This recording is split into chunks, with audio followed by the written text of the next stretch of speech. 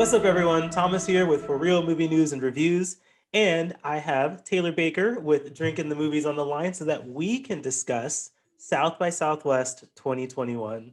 Taylor, how are you doing tonight? I'm doing fine. We've had a brief get together before this recording, and I'm doing well. It's a fun Saturday.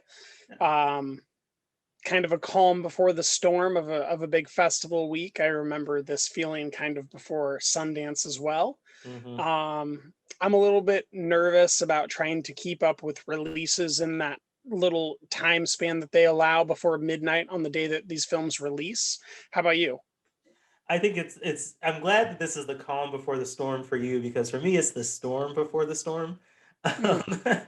I've been able to procure a selection of screeners ahead of the festival so that I get content out, and this is the time for me to get that content done. So I'm spending this weekend getting that together, and so it's a lot of writing for me this weekend, and unfortunately a whole bunch of movies that I can't talk about right now just because of embargoes. And I'm sure Hmm. it's the same case with you and some of the things that you may have seen. But I figured this would be a cool opportunity to just kind of talk about the festival. Like, what are we looking forward to? What's kind of like what you said? What are your concerns? And maybe even like what to expect from the festival in comparison to other festivals that we've been to. I mean, anyone who follows us knows that we've done a few of these now, and it's Yep. always fun to be able to connect with you before a festival, during a festival, and after a festival, and be able to just discuss stuff. So Yeah, well, we BS on the regular via phone anyways. But yeah, the recordings that we've been able to do. Yeah, I think that this is more in line with VIF in that you and I are perhaps commissioning screeners at a much higher capacity than we did with Sundance, mhm. especially, and more than New York Film Festival for me. I think you had AFI, in which basically was the same thing as New York Film Festival, where you're just not commissioning screeners, you're waiting for the air dates, and you're just trying to keep up with that stuff. But yeah, there's a high embargo rate on these. I think it's 2 hours after the specific release date of any given title. And so far, I think I've taken in like half a dozen films. Um, just speaking broadly, this is not nearly as strong as a collection as Sundance was so far. Um, there's a few movies that I have high hopes for, or some amount of hope for, being Here Before with Andrea Riceborough. There's a film from the Duplass brothers coming out that's Natalie Morales's directorial debut that I'm looking forward to. There's a Tom Petty documentary that I'd like to see. I know that you're looking forward to Demi Lovato's documentary, but in general, so far the system has been less than optimal. The day that they launched reservations, the system was broken for me for an extended period of time, and since then it has been rectified, and I was able to reserve most of the seats that I wanted. But it's definitely a harsh learning curve, we'll say. Harsh learning curve, and I'm sure we'll talk a little bit more about that. Yeah, the Demi Lovato screening, it's a very limited one, kind of like the Tom Petty. I think they're only limiting it to a 4 hour window Hmm. compared to most other movies going to And a VOD much after the. smaller amount of audience members, I think. Yeah, which I found out. So it just kind of like you, when I went to reserve my seats, the site wasn't quite working for me. There isn't reservations for everything, including Demi Lovato, and so I went back later to find that it suddenly did work, and Demi Lovato sold out. So we'll see, what the situation is with that. Were you able to reserve, Demi? No, I mean, No. and Okay. yeah, no, and That again, sucks. yeah, that was the one movie that really hooked my attention at South by Southwest. My husband's a big fan of her and her music, and I think that I'd be very interested in her story and what she has to say in this documentary. But we'll see what happens. I have been very fortunate with the publicists that I've been in contact with, and I'm sure I can speak for both of us when I, thank all the publicists who have been in contact with us Hmm. and who have sent screeners ahead of time so that we could get content flowing before the festival. So sincere thank you to all the publicists that we are coordinating with. Yeah, this has been a very different experience compared to other festivals, just because of how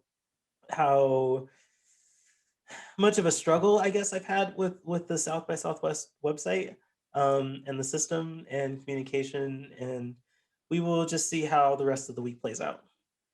Yeah, yeah, it's unfortunate because it's been highly not positive so far, and we were definitely looking forward to South by Southwest with some sort of a Sundance type of expectation. This obviously wasn't going to be VIFF or NYFF or AFI even, because this is kind of the beginning of the curve of the big films. But I think we weren't expecting to have such a hard time, and the hard time is definitely bleeding through now that it's been a few weeks since we've been approved, and we're still running into a lot of these issues. It's unfortunate. I'm hoping that we don't see issues Oh in yeah. screening times and things, because there's no forgiveness from what I can tell on a lot of these screenings. It ends strictly at midnight and it starts exactly when it starts. And it doesn't matter if the screening started at 10 p.m. and it ends at midnight, or if it started at 8 p.m. and it ends at midnight. If you don't finish before that cutoff time, it seems like it just ends at that cutoff time. Whereas the nice thing with Sundance was you could start it within that window. And as long as you started it, you then had a certain window of time to finish it. I think it was 3 hours. Hmm. And it was very hard to not hit the 3 hour. Like I finished every movie I started. And I'm a little bit worried about how they're approaching this, just as someone who's trying to take in as many films and write about as many films as possible.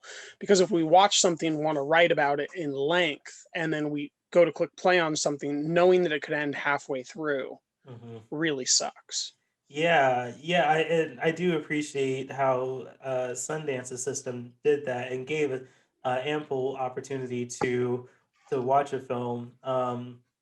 So yeah, and I guess all of that is to be seen this week, Hmm. especially with these movies that have very limited screening windows, like Demi Lovato and Tom Petty. I think there's one other one, but I can't think of it off the top of my head. It's another main event film, I want to Right, say. right, right. Um, but let's go back to the movies that you were excited about. List them off again, because there was a couple that you mentioned that I kind of had on my list. And let's discuss what's exciting about them. So the first one I mentioned was Here Before, and that's a Hmm. film that stars Andrea Riceborough, most famously probably in recent years from Mandy. I think it's Stacey Gregg's first film, her directorial debut, if you will. I don't know too much about it. I know that she plays a mother. And I know that something negative happened, but I don't know too much further than that. It's about 80 minutes long. It's one that I'm definitely looking forward to. I really like Andrew Riceborough's turns in films, even movies I don't like. I always appreciate her performance and dedication in. So this is one of those pieces of festival fare where even if I don't like the movie, I'm very confident that I'm going to like the performance. Yeah, great. And I think I got a lot of those same vibes as well from this one. And yeah, I'm excited to see how this one turns out. And yeah, yeah, yeah. What was the screening day for that again? Here Before, I think, is on Wednesday. If Wednesday is the 17th, yes, it is. Okay. Wednesday is the 17th. I think it starts kind of in the middle of the day, but it actually runs till midnight, Mm-hmm. which I think is always Central Time. So as long as you finish before, I think that'll be 10 p.m. for us. I don't remember what happens when the clocks change here for us in PST, because Oh, tonight that's for right. us, the clocks are actually going to change. Yeah. And 12 a.m. is going to be a different number technically. Yes. So So I don't by know the time this exactly what that runtime is, but we should right. be able to watch it after work and before the cutoff date. Yes. Yeah, I didn't even think about the time change. I completely forgot about that. So by the time this posts, all these details here could be different. But it's nice because here before I love the psychological thriller genre. But what I love even more is a psychological thriller that is very concise. Here before has an 83-minute runtime. That Mhm. sounds great to me. Well, do you know if it's actually going to be a psychological thriller? I haven't seen the genre breakdown I know, personally on this they one. don't put a whole lot of genre information to these movies, but I know the synopsis has the term psychological thriller in it. Okay. So, and in fact, quote, unsettling psychological thriller, end quote.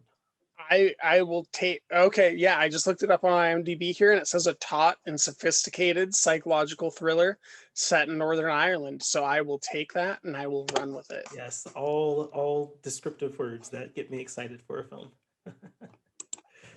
uh, Next up, that was on my short list uh, is the film from Natalie Morales, Language Lessons, co-starring Natalie Morales and Mark Duplass. This is from the Duplass Brothers production company. It's Natalie Morales's directorial debut. I've always liked her work. She probably most famously for our generation of Gen Zers, or millennials rather, was the girlfriend of Aziz Ansari in the Parks and Rec television show.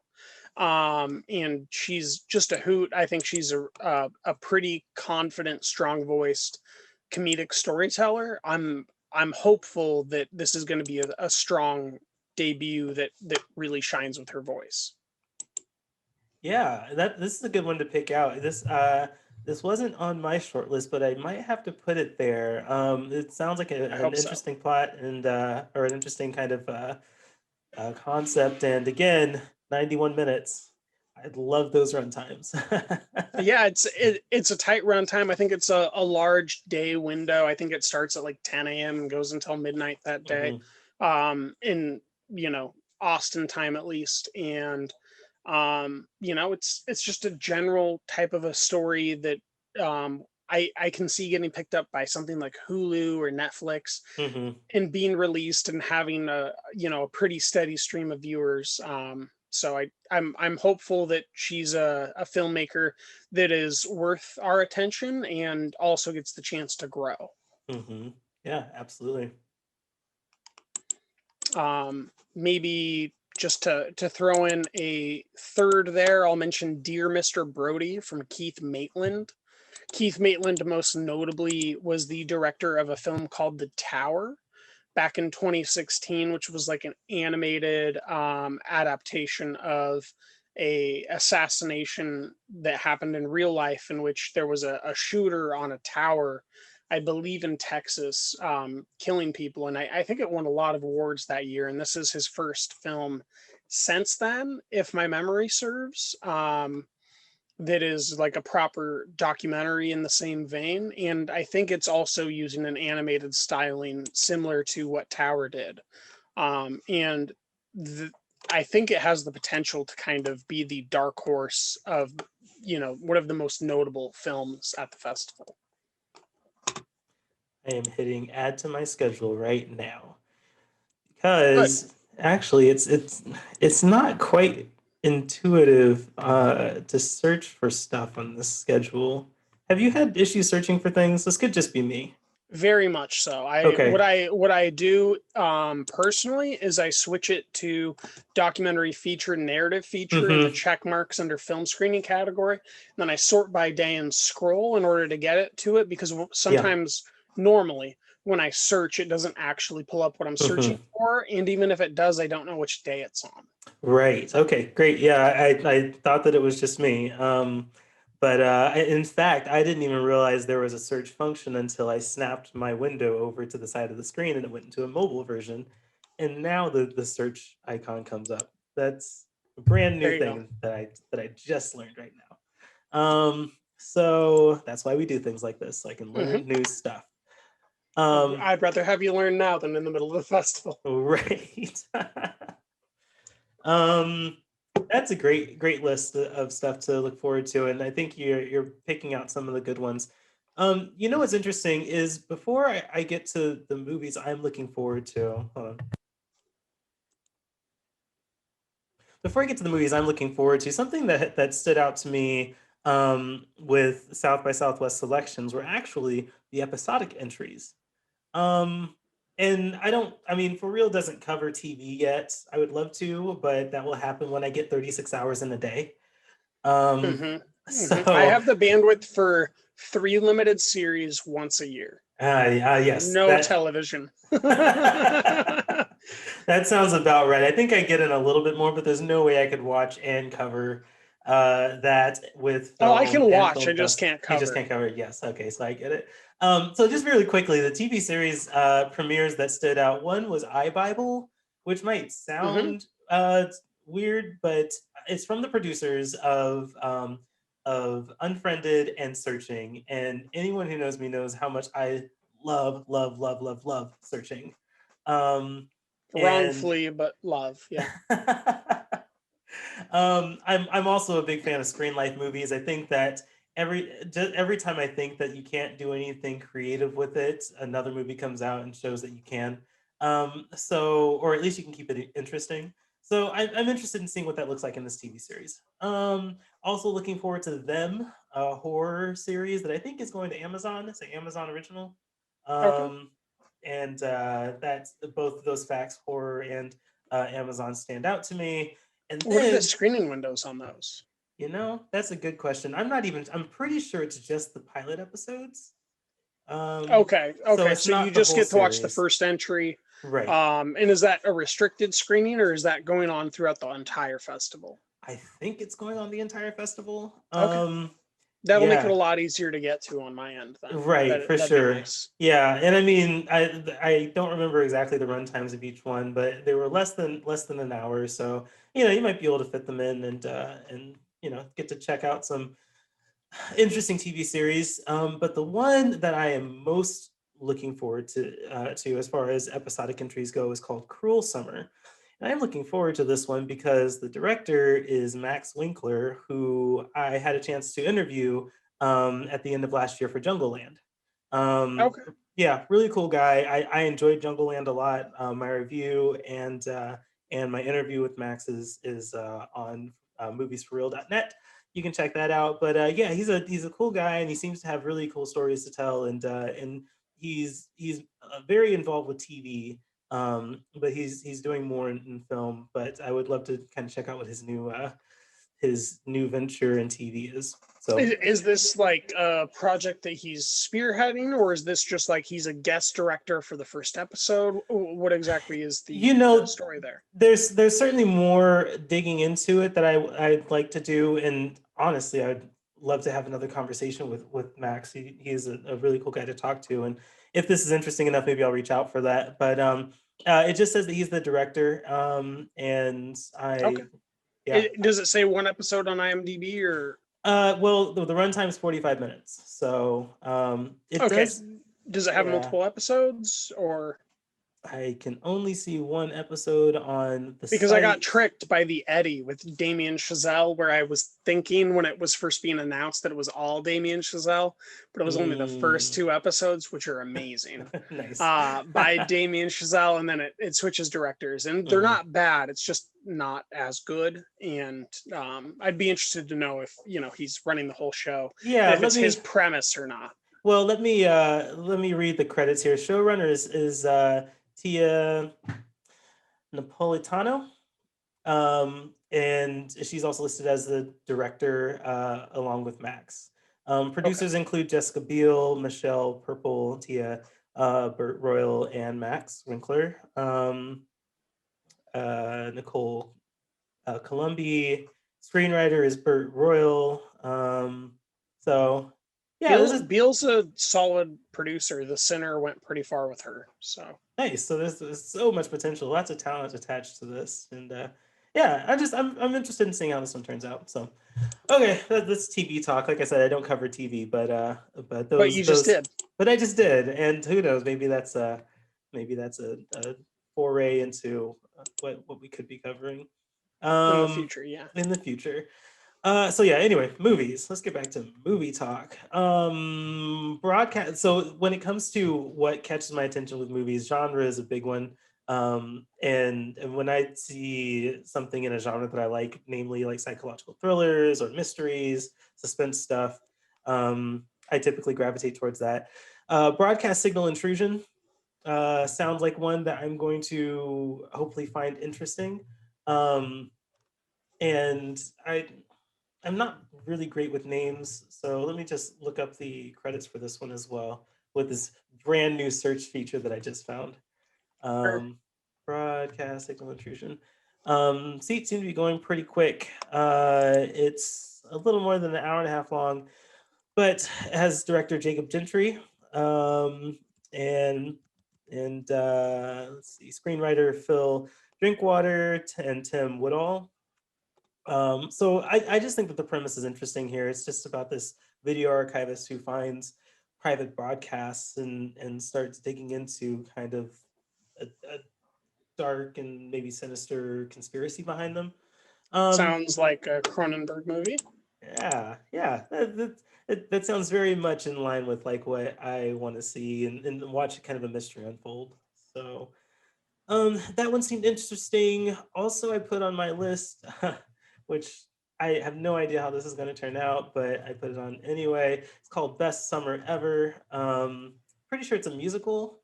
I like musicals. Okay.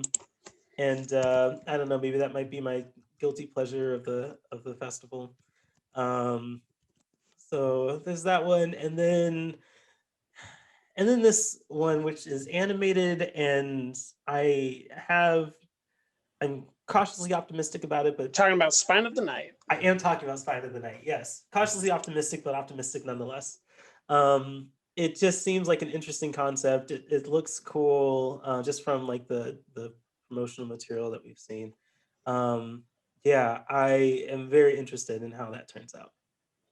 I am too. It's definitely one of the few at the festival that I have simultaneously high expectations and like low standards for. Like, if it's Mhm, bad, I won't be surprised, but if it's great, I also won't be surprised. And I won't overreact to either one. mhm, Like I won't overvalue its greatness or over um inflate its badness. If it's mhm. either one, I'm pretty happy knowing that that's going to be at the festival. Yeah. Animated entries so far, we've only done Sundance, I think, this year, Sundance and Slam Dance.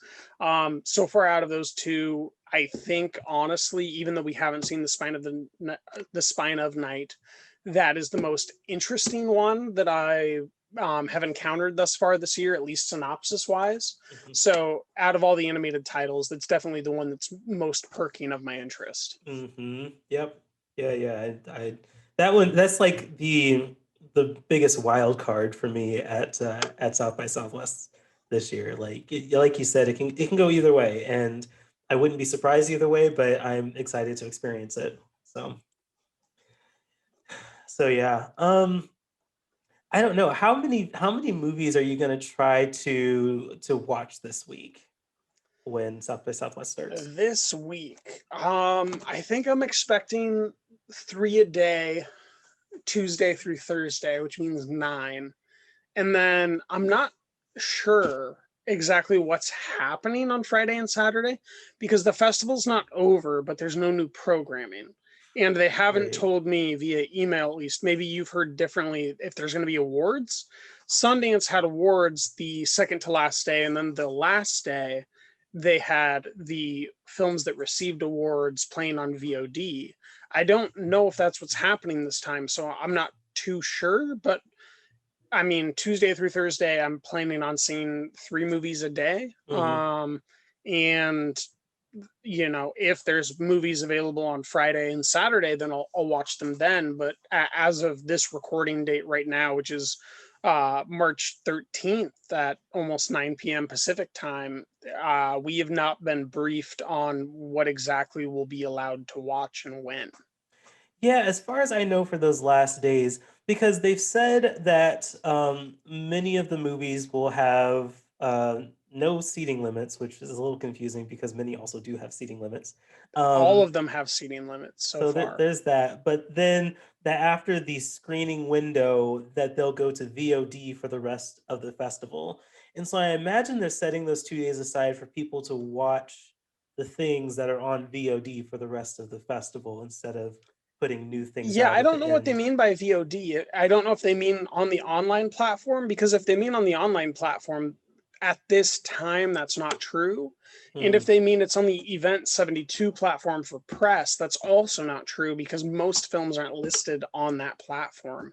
I mm, think Bantu Mama, Executive Order, and Ludi are mhm, on that, but Clerk, The Spine of Night, Language Lessons, Witch Hunt, these movies, Dear Mr. Brody, the Tom Petty film, those are not included at this time. So mm, I'm not too sure exactly what the deviation is here.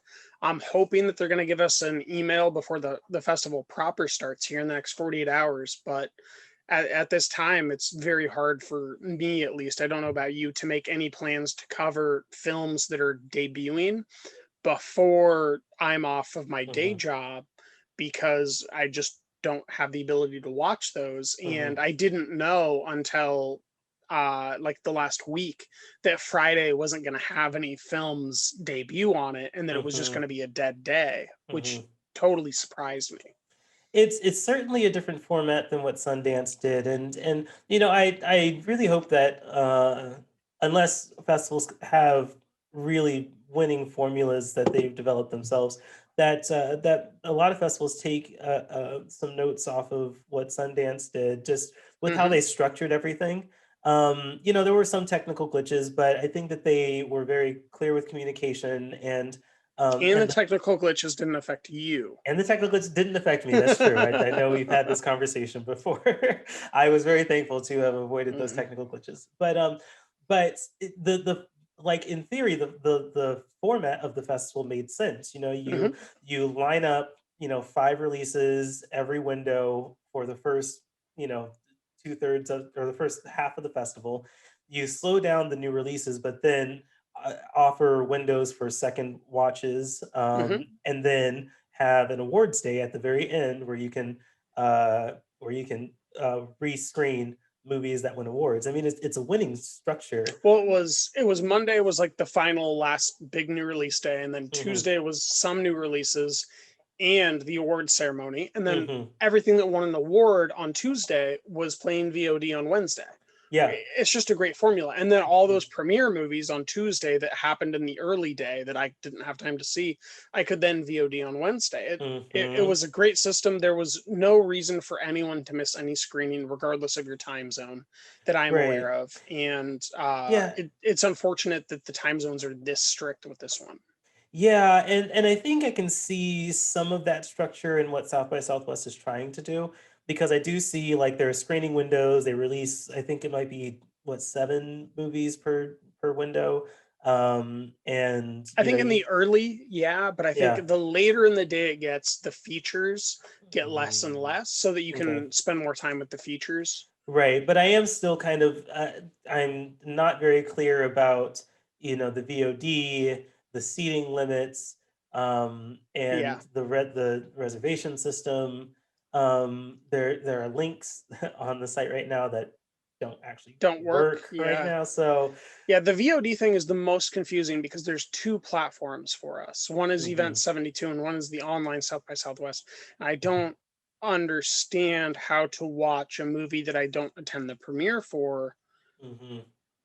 Is that an online South by Southwest or is that on Event 72? Because at this time, a lot of those films are not on Event 72. So, yeah, right now, unfortunately, we have more questions than answers right before the festival starts. But hey, this is a great time for me to plug. If you have any of these answers, throw them in the comments. That would Hmm. be very helpful to everyone.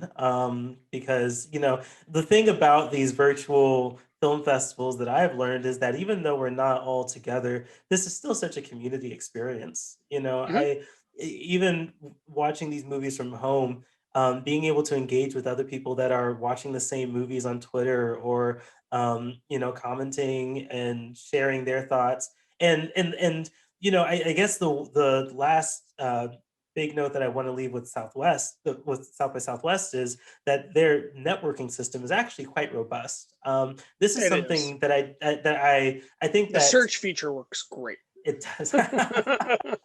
We know that. I think that all film festivals try to have kind of communal areas and places where people can gather virtually via like chat rooms and things like that. But South by Southwest is the first festival that I've seen actually have direct ways to reach out to other industry professionals and even filmmakers to set up meetings, set up appointments, to connect and really network. It's such a robust networking system that I haven't seen implemented the same way at other film festivals before, and I really admire that because this is, I mean, even as podcasters or bloggers or writers, we're networking as well. It's always great to connect with filmmakers or connect with other content creators and just be able to develop those industry relationships. So I do want to, tip my hat to South by Southwest for really making that a big initiative and a big priority in how they're launching this online experience. Yeah, I would agree. It sounds like we're starting to ramp down. I know that you've seen quite a few films already, I but did, yes. why don't you leave me with your favorite or your most anticipated feature film Okay. and your most anticipated documentary? Okay. Well, I can't actually say which films I've liked. So No, you I, can't. what I So I will mean most anticipated. So well, rule out everything you've already seen and only things you haven't. Only things you haven't seen can be the answer. well, how about this? Because I don't think this actually gives away whether I liked it or not. But how about I talk about the movie that I'm most excited for people to see? Because I think that there is a lot of buzzworthy stuff and a lot of things that people can talk about Does that it have have two W's in it? it might. I'm It excited for might. people to see it too. Yes, it might. It's. I think that there's a lot of conversation that can be had around a movie like that, and of course, speaking strictly based on the premise and what the movie's about, the WeWork movie documentary is a topic that's so relevant and present and interesting to learn more about and get the behind the scenes of and I think that there will be lots of conversations about that one. So without giving away whether I liked it or not, I think WeWork is going to be one that I'm looking forward to conversations about in the documentary sphere. I think that's a Um, safe bet because it's already acquired by Hulu and should debut, I think, within 2 weeks after the festival ends. yeah, nice, good. That's awesome. Let's see. As far What as about feature film? feature film, Narrative narrative feature. feature, that is a good question. I'm probably gonna say something and then think later. "Oh, I should have said that one. What was the ones that I listed? We haven't brought up Violet yet with Justin Theroux and Oh, Olivia that's Munn. I right. We don't have know if that's one that not. you're into, but I will bring up that that has potential. It might be terrible, but it might actually be the dark horse of the whole festival. Yeah, you know what? That is possible. I think that there are some films that screened elsewhere that might also get some attention. Yeah, My Belle, Uh, My Beauty, one of them. and what is sure to be your favorites of some category violation. Can't stop Hmm. talking about how My excited you favorite are. film already Yes. because I watched it at Sundance and it's one Yes. of my favorite from Sundance. And so Yes. far, it is still my favorite out of everything I've seen. Yeah, it's crazy because it was even at the Vancouver International Film Festival, so Hmm. it's making its rounds and getting a lot of attention. So I I think think South. it hits Shutter this month. Oh wow, Shutter is probably an ideal place for that, and I love that Shutter is acquiring such um, provocative content. That doesn't really have a good home anywhere else, but people Right. that are on Shutter, they want something close to how that makes them feel. Yeah, yeah, absolutely. Yeah, you know what? I'm just gonna go with the Spine of Night. Yeah. Um, I know we talked about it already, kind of a cheap answer, but like I said, that is the wild card for me this festival. I think it can go either way, but there will be conversations about it, I think, and I'm sure there will be a lot of talk about how it turned out. So, um, yeah. Yeah, I guess that brings us to the end of this preview for South by Southwest. Like I've said, if you have any feedback, any input, any insight about South by Southwest, please feel free to comment in the comments. We again are participating in the film festival community here, and so it's always great to have input from other people attending the same festivals as we are. Taylor, where can people find you online? You can find me at Earth's Taylor on Twitter, or they could find me with the Drink in the Movies entire platform on Facebook, Instagram, Twitter, all that stuff. We're at Drink in the Movies, or on Twitter at Drink in the Movie because of the character restrictions. Yes, and you can find me on social media as well. My personal social media is at being TSJ on Twitter and Instagram. You can also follow ForReel at Movies for Real on Twitter, Instagram, and Facebook. Um, and huh. You and you just got can upgraded. I actually am realizing I probably should have recorded on a different account. But and you can subscribe and follow our website, moviesforreal.net. So cool. Thank you guys all for tuning in. We really appreciate it. And we look forward to seeing movies at South by Southwest and hearing your feedback as we put out our own reviews and thoughts on films. So cool. Until next time, thank you everyone, and keep it for real.